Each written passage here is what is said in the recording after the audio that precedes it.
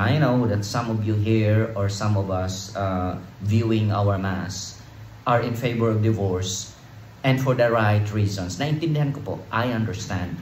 Because there are really some marriages that are not meant to be. And there are really some marriages that are irreparable. But mind you, there are already solutions to that. In fact, in the Catholic Church, we have the so-called declaration of nullity of marriages that are void from the start.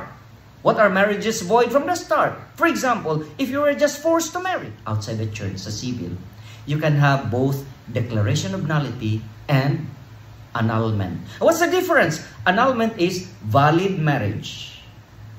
Then, you snap the bond. This is actually already a kind of divorce because the marriage is valid and you snap the relationship and it is allowed in the family code.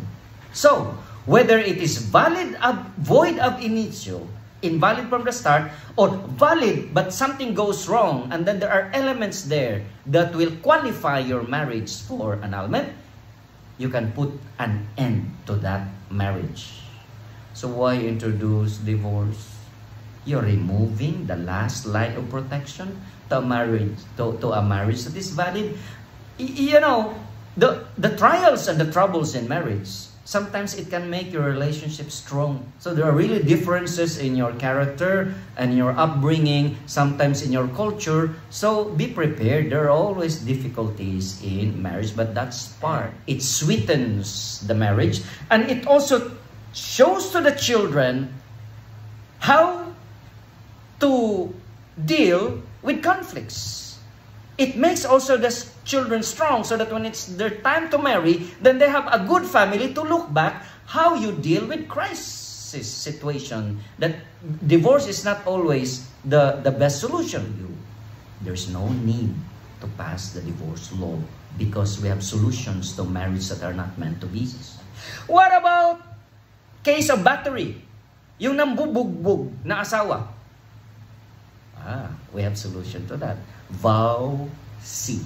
Violence against women and children. And it's really easy. You go to the barangay and request for temporary protection order and the barangay will issue a temporary protection order. The husband cannot come home, cannot come nearer to you in order to hurt you.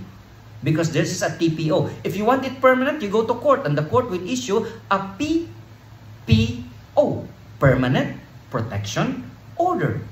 What about children? Vow C is not only for the woman, but also for the children.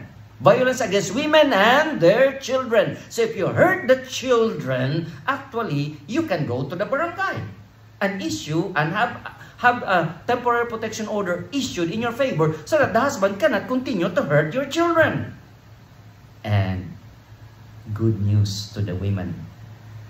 If your husband will not give you money, you can go to the barangay because Vow C also includes economic violence. Because if the husband doesn't give you money, it does economic violence to you. Because what will you do with the budget? What will you do with the family? How would you feed your children? How would you, without the money?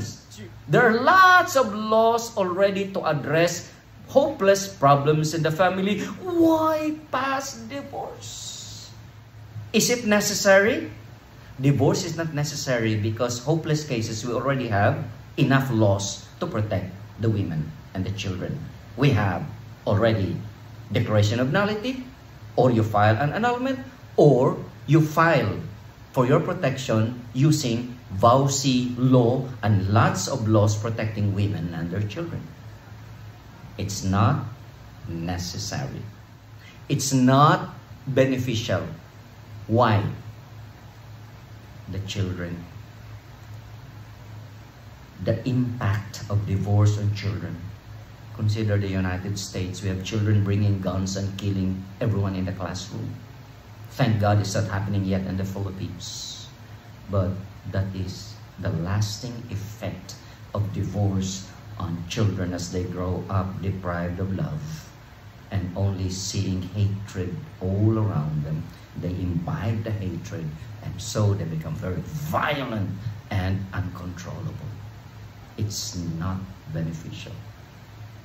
It's not also beneficial to people who look forward to a good family, because what assurance has the husband that the wife will stay with the relationship when in fact it can be snapped because of divorce law?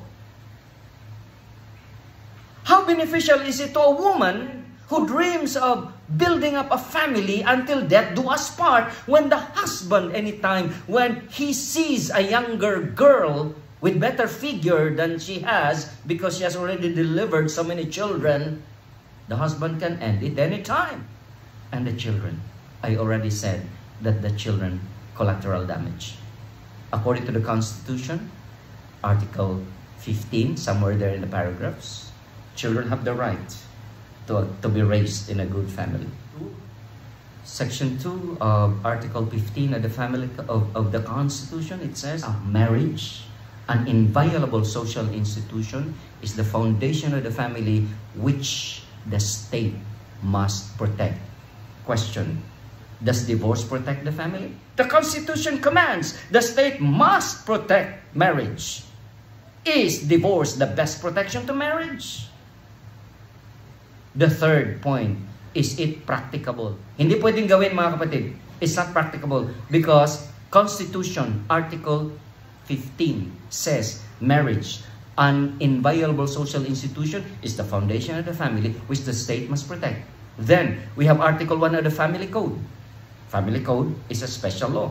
It says marriage is a special contract of permanent union between a man and a woman entered into in accordance with law for the establishment of conjugal and family life. It is the foundation of the family and an inviolable social institution whose nature, consequences, and incidents are governed by law and not subject to stipulation. And not subject to stipulation, except that marriage settlement may fix the property relations during the marriage within the limits provided by this law. The strongest argument why this is not practicable, meaning this cannot be done, is Jesus in the gospel was asked, is divorce allowed? And Jesus said no. And the people said, why did Moses allow divorce? And Jesus said, Moses had no choice. He had to allow it because you are hard-headed. You insisted. But I now declare divorce is not allowed because what God has joined, let no man separate.